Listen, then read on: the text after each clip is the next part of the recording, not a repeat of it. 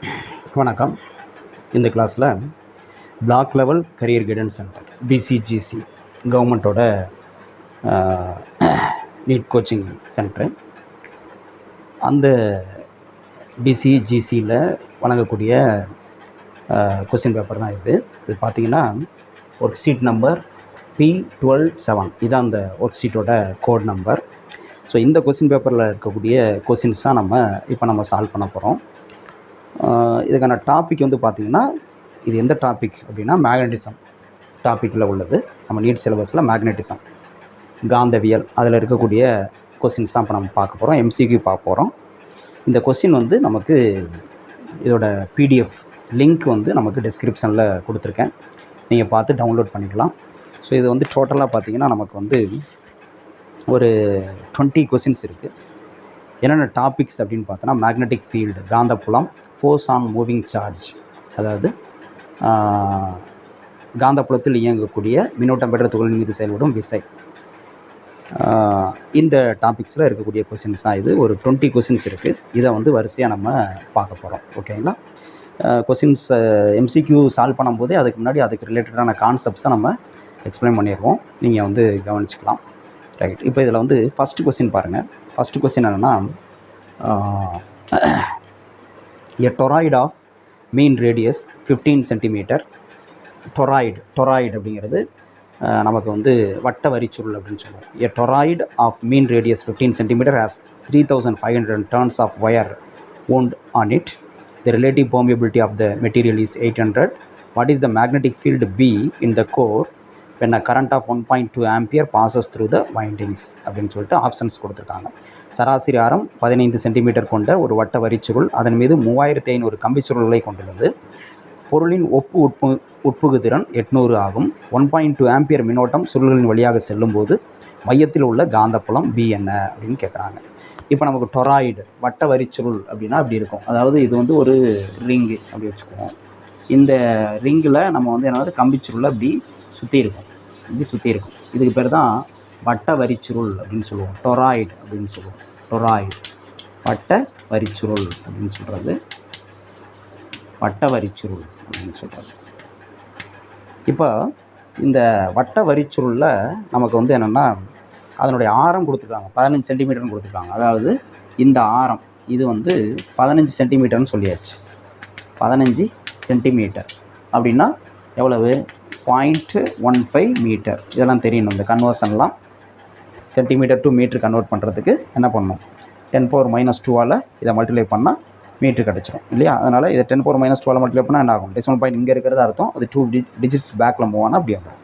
Right. அடுத்து has 3500 turns. அப்போ total number of turns எவ்வளோ கொடுத்துருக்காங்கன்னா இதில் இருக்கக்கூடிய மொத்த சுற்றுகளுடைய எண்ணிக்கை வந்து 3500 அப்படின்னு கொடுத்துருக்காங்க. The relative permeability of the material is, அதாவது இந்த பொருள் இந்த வைண்டிங் சுற்றி இருக்காங்க இல்லையா, எதை மேலே சுற்றி இருக்காங்க, அந்த பொருள் எதில் செஞ்சுருக்காங்களோ அதனுடைய உட்புகுதிறன், அதாவது ரிலேட்டிவ் பெர்மியபிலிட்டி ஒப்புமை உட்புகுதிறன்னு சொல்லுவோம். μr அப்படின்னு சொல்லுவோம். அது வந்து எவ்வளோ அப்படின்னா 800 அப்படின்னு கொடுத்துருக்காங்க. What is the magnetic field B in the core when a current of 1.2 ampere passes through the windings. அதாவது இந்த கம்பிச்சுருள் வழியாக எவ்வளோ மின்னோட்டம் பாயுது அப்படின்னா 1.2 ஆம்பியர் மின்னோட்டம் பாயுதுன்னு சொல்கிறாங்க. அப்போ இந்த கோர்னால் இந்த பகுதி, மையப்பகுதி, இந்த பகுதியில், இது இங்கே கிடையாது, இந்த பகுதியில் எவ்வளோ காந்தப்புலம் உருவாகும் அப்படிங்கிறது தான் நம்மளுக்கு வந்து கொஸ்டின். ஸோ இப்போ இதை நமக்கு வந்து என்ன கான்செப்ட் அப்படின்னா, ஒரு நீண்ட வரிச்சுருள் இருக்குது அப்படின்னா, நீண்ட வரிச்சுருள் இதுதான் நீண்ட வரிச்சுருள். ஓகேங்களா? இந்த நீண்ட வரிச்சுருள்ங்கிறது சொலனாய்டு அப்படின்னு சொல்லுவாங்க, இல்லை சொலினாய்டு அப்படி சொல்லுவாங்க. சொலினாய்டு நீண்ட வரிச்சுருள். இந்த நீண்ட வரிச்சுருளில் மின்னோட்டம் பாய்ஞ்சுது அப்படின்னா அதுக்குள்ளே வந்து காந்தப்புலம் உருவாகும். அதனுடைய காந்தப்புலம் நீண்ட வரிச்சுருள் உள்ளே உருவாகக்கூடிய காந்தப்புலத்துக்கு ஃபார்முலா μ0 × N × I இதுதான் ஃபார்முலா. இந்த இடத்துல μ0 அப்படின்னா பெர்மியபிலிட்டி ஆஃப் ஃப்ரீ ஸ்பேஸ். உள்ளே எதுவுமே இல்லை, காற்று தான் இருக்குது. அதனால் பெர்மியபிலிட்டி ஆஃப் ஃப்ரீ ஸ்பேஸ், அதாவது வெற்றிடத்தின் உட்புகுதிறன் அப்படின்னு சொல்லுவோம். என்னென்னா இந்த கம்பிச்சுருளில் ஓரளவு நீளத்தில் இருக்கக்கூடிய சுற்றுகளுடைய எண்ணிக்கை, அதாவது N = N/Lன்னு சொல்லுவோம். அதாவது இந்த கம்பிச்சுருளுடைய மொத்த நீளம் L. இந்த கம்பிச்சுருளில் இருக்கக்கூடிய மொத்த சுற்றுகளுடைய எண்ணிக்கை N. அப்போ மொத்த சுற்றுகளுடைய எண்ணிக்கையை மொத்த நீளத்தால் வகுத்தோம்னா நமக்கு ஓரளவு நீளத்தில் எவ்வளோ சுற்றுகள் இருக்குது அப்படிங்கிறது கிடச்சிடும். அதாவது இந்த number of turns per unit length அப்படின்னு சொல்லுவாங்க, ஸ்மால் என். ஐங்கிறது இதில் பாஸ் ஆகிற கரண்ட். இதுதான் ஃபார்முலா. இப்போ இதே கம்பிச்சூரில் இப்படி இந்த 2 முனையும் இப்படி கொண்டு வந்து வளைச்சோம்னா நமக்கு இது மாதிரி ஒரு வட்ட வரிச்சுருள் வந்து ஃபார்ம் ஆகும் இல்லையா? அந்த வட்ட வரிச்சுருள் உள்ள இதே கரண்ட்டு போகிறப்ப இதுக்குள்ளே எவ்வளோ காந்தப்புலம் இருக்கும், இங்கே என்ன காந்தப்புலம் இருக்கும் அதே தான் இருக்கும். ஓகே, அப்போ அதே ஃபார்முலா தான் இதில் உள்ள காந்தப்புலத்துக்கும் ஃபார்முலா இதே தான், μ0 × NI தான். ஓகே, இந்த வரிச்சுருளுக்கு வெளியில் வந்து காந்தப்புலம் இருக்காது. இங்கே இங்கே இங்கே வெளியிலலாம் காந்தப்புலம் இருக்காது. அதே மாதிரி தான் இங்கேயும் இந்த பகுதியிலலாம் காந்தப்புலம் இருக்காது, வெளியிலையும் காந்தப்புலம் இருக்காது. இங்கே உள்ள மட்டும் தான் காந்தப்புலம் இருக்கும். அதாவது மேக்னெட்டிக் ஃபீல்டு ஸ்ட்ரென்த் இருக்கும். அந்த மேக்னெட்டிக் ஃபீல்டு ஃபார்முலா இதுதான். வட்ட வரிச்சுருளுக்கும் இதுதான், நீண்ட வரிச்சுருளுக்கும் இதுதான், சொலினாய்டுக்கும் இதுதான், டொராய்டுக்கும் இதுதான் ஃபார்முலா. ஓகே, இதுதான் கான்செப்ட் இங்கே. இப்போ நம்ம இந்த ப்ராப்ளத்தை சால்வ் பண்ணலாம். இப்போ நமக்கு வந்து பாருங்கள், பி தான் கண்டுபிடிக்கணும். ஃபார்முலானது B = μ0 × NI. ஆனால் இங்கே வந்து ஃப்ரீ ஸ்பேஸ் இல்லை, உள்ள ஒரு மெட்டீரியல் வச்சுருக்காங்க. அப்போ மெட்டீரியல் வச்சாச்சுன்னா என்ன ஃபார்முலா அப்படின்னா, B = அந்த μ0 × NI இருக்குல்ல, μ0 × NI அதோட என்ன பண்ணணும், μr சேர்த்துக்கணும். μr ரிலேட்டிவ் பெர்மியபிலிட்டியை சேர்த்துக்கணும். இந்த μrங்கிறது எப்போதுமே which is always greater than 1 தான். அப்போ எதுவுமே மெட்டீரியல் எதுவுமே இல்லாமல் ஏர் ஸ்பேஸ் இருந்ததுனாவே μ0 NI இருக்கும். அதோட வந்து என்னது, μr மல்டிப்ளை பண்ணுறப்ப என்ன ஆகும், இது வந்து கண்டிப்பாக 1 விட கிரேட்டர்னு சொல்கிறோம், 2 3 அப்படி தான் இருக்கும். அப்போ இதை போல் இது 2 மடங்கு 3 மடங்கு அதிகமாக கிடைக்கும். அப்போ உள்ள ஒரு கோர் ஒரு மெட்டீரியல் வைக்கிறப்ப நமக்கு என்ன ஆகுது, மேக்னெட்டிக் ஃபீல்டு ஸ்ட்ரென்த்து இன்க்ரீஸ் ஆகுது அப்படிங்கிறது தெரியுது, காந்தப்புல வலிமை அதிகமாகுது அப்படிங்கிறது தெரியுது. ரைட், இப்போ நம்ம நோன் வேல்யூஸை சப்ஸ்டியூட் பண்ணலாம். சப்ஸ்டியூட் பண்ணால் என்ன கிடைக்குது அப்படின்னு பார்ப்போம். அந்த பக்கம் உள்ள அந்த ஃபார்முலாஸை நான் எரேஸ் பண்ணிக்கிறேன்.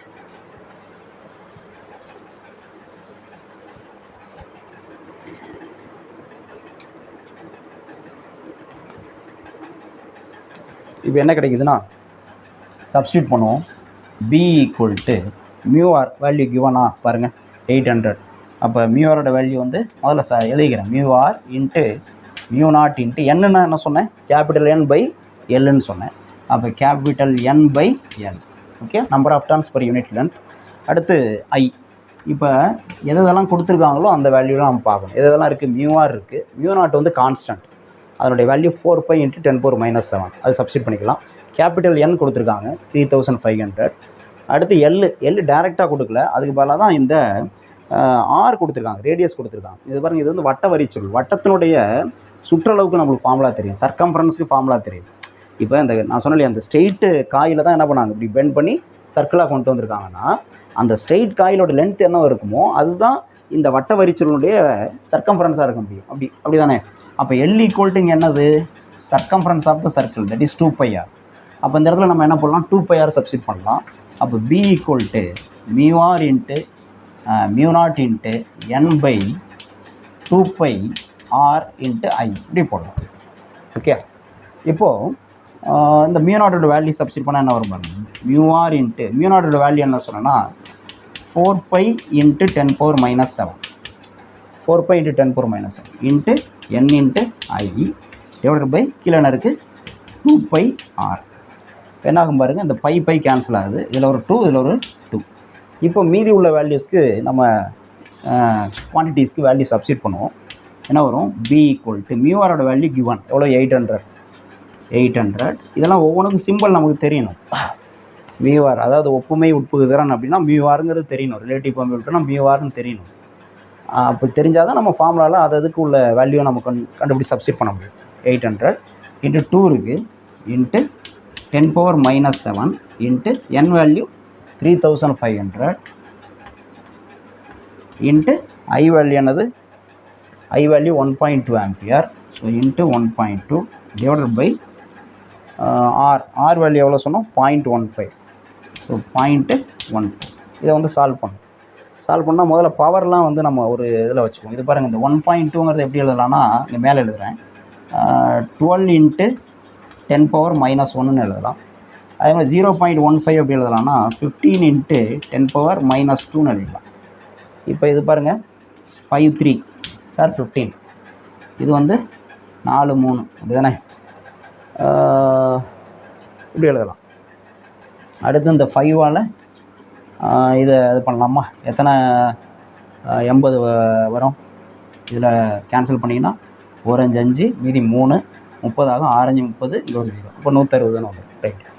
இப்போ கீழே வந்து நமக்கு 10 power -2 மட்டும் தான் இருக்குது. இதை சால்வ் பண்ணிங்கன்னா என்ன வரும் பாருங்கள். இங்கே எழுதுகிறேன். b = மேலே என்னென்ன இருக்குது, முதல்ல நம்பர் மட்டும் எழுதுறேன். அப்புறம் இந்த 0லாம் தனியாக 10 powerல கொண்டு வந்துடுறேன். 16 × 2 இங்கே பாருங்கள் 35. இங்கே மேலே ஒரு 4 இருக்குது, மறந்துடக்கூடாது. இப்போ 4 × 35 அவ்வளோதான். இன்ட்டு 10 power எவ்வளோ இருக்குதுன்னு பாருங்கள். இன்ட்டு 10 powerனால் இங்கே ஒரு 10 power 1 0 இங்கே எழுதலை, அப்போ 10 power 1 அப்படின்னு அர்த்தம். அடுத்து இது வந்து 10 power -7.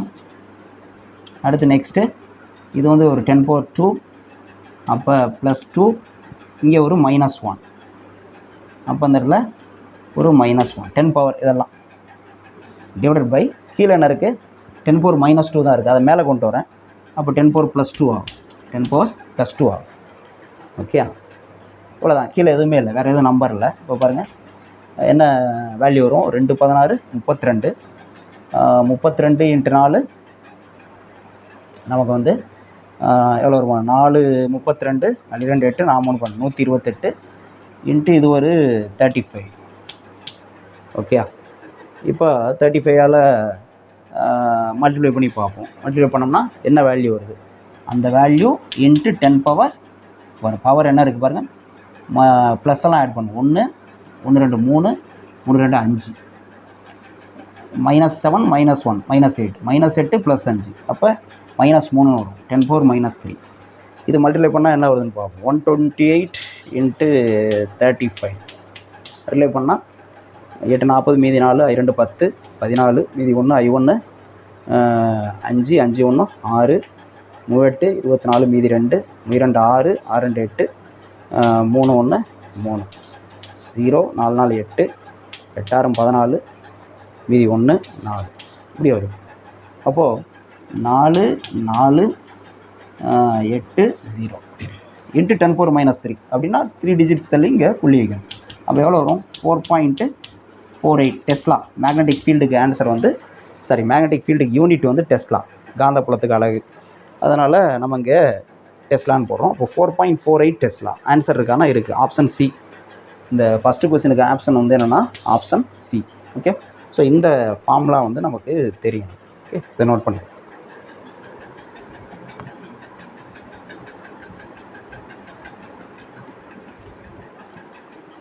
நெக்ஸ்ட்டு கொஸ்டின் நம்பர் 2 பார்ப்போம். கொஸ்டின் நம்பர் 2 என்னென்னா, a toroid has radius r and with total number of turns n. If current in wire is I, find out the magnetic field outside the toroid. ஒரு வட்ட வடிவ சுருள் R ஆரத்தையும் மொத்த சுற்றுகளின் எண்ணிக்கை n capital எண்ணையும் கொண்டுள்ளது. கம்பியில் பாயும் மின்னோட்டம் கேபிட்டல் I எனில் வட்ட வடிவ கம்பிச்சுருளுக்கு வெளியே உள்ள காந்தப்புலத்தை கண்டறிவோம் அப்படின்னு கேட்குறாங்க. ஸோ அப்போ நமக்கு டொராய்டுன்னு சொல்லியிருக்காங்க, அதாவது வட்ட வடிவ கம்பிச்சுருள் இதுதான் சொல்லியிருக்காங்க. இதில் ஒவ்வொன்றும் சொல்லியிருக்காங்க. ரேடியஸ் வந்து கேபிட்டல் ஆர், இதில் டோட்டல் நம்பர் ஆஃப் டர்ன்ஸ் மொத்த சுற்றுனுடைய எண்ணிக்கை கேபிட்டல் என், இதில் பாயக்கூடிய மின்னோட்டம் வந்து கேபிட்டல் ஐ அப்படின்னு சொல்லிட்டு find out the magnetic field outside the toroid. வெளியில் வந்து மேக்னெட்டிக் ஃபீல்டு என்ன, காந்தப்புலம் என்ன அப்படின்னு கேட்குறாங்க. இப்போ தான் கொஞ்சம் நேரத்துக்கு முன்னாடி பார்த்தோம். டொராய்டோ சொலினாய்டோ, நீண்ட வரிச்சுருளோ வட்ட வரிச்சுருளோ, அதனுடைய அந்த சுற்றுக்குள்ளே தான் வந்து காந்தப்புலம் இருக்குமே, வெளியில் வந்து எனது காந்தப்புலம் 0 அப்படின்னு பார்த்தோம். அப்போ இதுக்கு ஆன்சர் வந்து என்னென்னா 0, அதாவது ஆப்ஷன் ஏ. அதுதான் கரெக்ட், ஆப்ஷன் ஏ. ஓகே, இதை வந்து நோட் பண்ணி.